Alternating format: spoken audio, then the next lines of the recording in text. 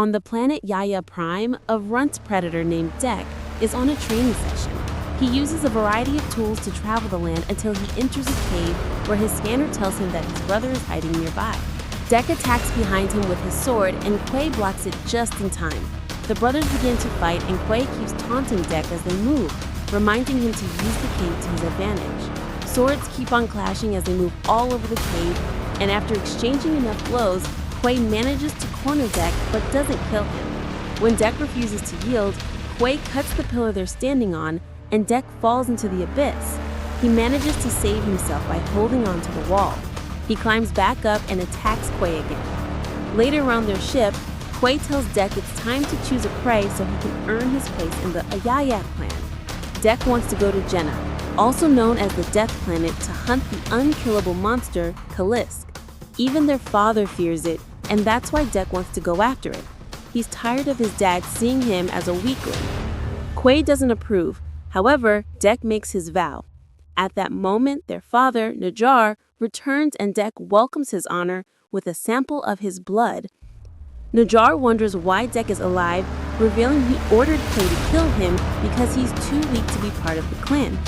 However, Quay thinks Dek deserves a chance to prove himself.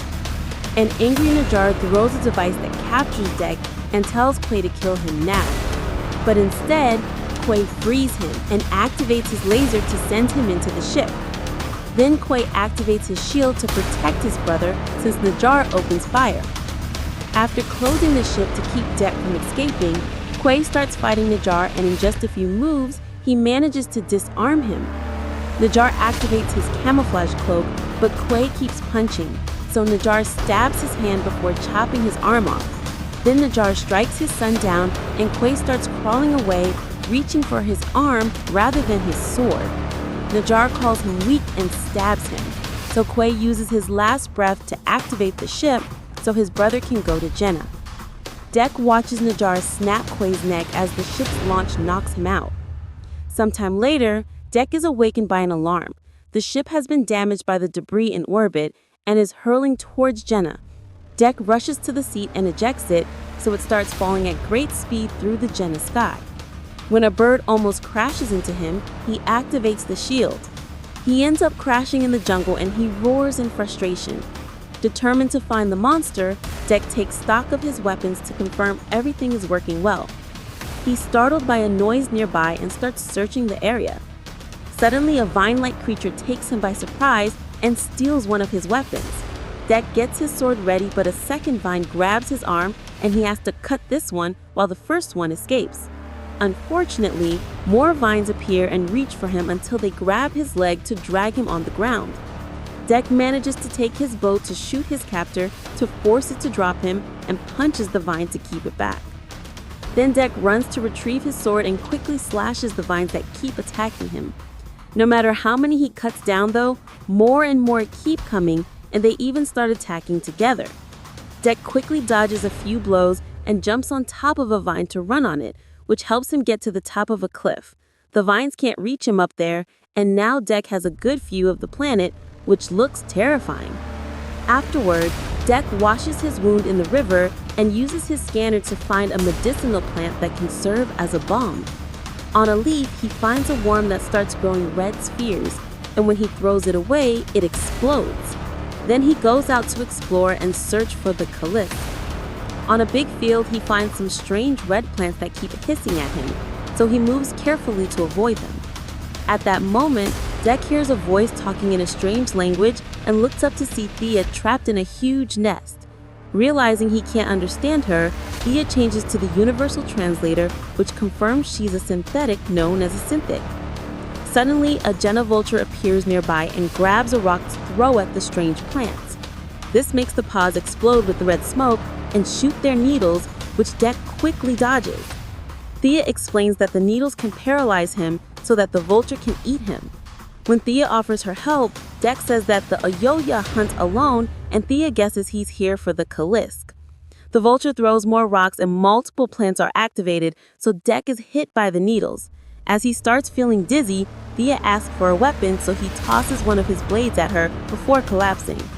The vulture flies down and is about to eat him when Thea tackles the beast, and brutally kills it with the blade. Deck sees her way before passing out. Minutes later, Deck is awakened because Thea has given him an antidote made from the same flower. Deck stands up and helps Thea do the same, only to notice that she's missing half her body. She explains she's a synthetic sent by the Way and Yutani Corporation because humans can't live on this planet, but Deck doesn't care and drops her. Thea then points out that many Yaya have come for the Callisk and none of them survived, but she did. If she takes her with him, she'll guide him to the Callisk den. That way she gets her legs and he gets his trophy. Deck realizes that it was the Callisk who destroyed her, but he's still not interested. However, when Thea calls herself a useful tool, Deck doesn't see it as breaking the code anymore and agrees to bring her along. While they travel, Thea never shuts up and keeps asking questions. On the river, some peculiar worms begin shooting acid at them, so Deck carries Thea on his back to run faster. Unfortunately, he finds the way blocked and Thea uses the chance to teach him a lesson. She throws a sticky fruit on the ground and the creatures rush to eat it. Now they aren't shooting anymore. Once they leave the river, Deck cuts down a bunch of vines and ties Thea on his back to move more easily. In the evening, they stop to camp for the night, and Deck uses his device for light. Thea shares that her crew arrived on Jenna 2 years ago, and she was trapped in the vulture's nest for almost 2 weeks. She had hoped that another synthetic named Tessa would come for her, and tells Deck that they have a higher sensitivity than other models. Deck sees sensitivity as a weakness, but Thea thinks it's an advantage to understand other creatures. Thea used to be stuck in the lab, but one day Tessa brought her out to explore. Unfortunately, that was also the day that the Callisk attacked them. Meanwhile, at the crew's new base, it's revealed that Tessa looks just like Thea, so she received severe damage during the Callisk attack. So now she's in a pod being repaired.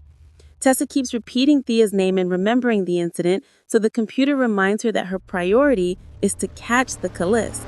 The computer also detects the presence of a Yaya and classifies him as a threat. When Tessa finally wakes up, she's told that Thea was captured by the Yaya. In the morning, Deck goes out to hunt for food. He comes across a bone bison, which is usually Callisk food. Deck tries to move ahead but has to move back when he discovers that this field is covered in razor grass. When Deck is about to throw his blade, a small creature jumps from a tree and lands next to the duo. Thea can't identify it, and Deck roars at it, but the little guy just roars back. Then the creature starts chasing after the bison without issues because its hard skin isn't hurt by the razor grass. Furious about having competition, Deck starts jumping from tree to tree to follow the bison too. The weight breaks a branch and the duo falls, so Deck pierces the tree with his blade and stops the fall right before they touch the dangerous grass. When the bison runs near them, Deck jumps on it and stabs it. However, the bison throws them off by using another tree. The small creature rolls ahead of them and a frustrated Deck tackles it to start a fight, which means Thea often gets smushed. The little guy has surprising strength, but after some struggle, Deck manages to grab it by its neck. At that moment, the bison comes running towards them, so Deck throws his sword and holds the bison's mouth open as the blade proceeds to cut it in half. Deck roars to celebrate a successful hunt, only for a tentacle to suddenly grab his leg and lift him. The duo had been captured by a Luna bug, whose tight tentacle tongue is stopping Deck from activating his devices. When they are about to be eaten, the little creature jumps into the Luna bug's mouth and blocks its teeth with its hard skin, breaking them. The Luna bug is in so much pain that it spits them out and leaves by walking on the razor grass. Desperate for revenge, Deck cuts down a tree to use it as a bridge.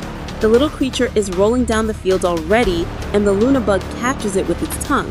But at that moment, Deck lands on its head. He stabs the monster with his sword and makes a large cut that finally kills it. Meanwhile, Tessa and her crew of synthetics are searching for Thea.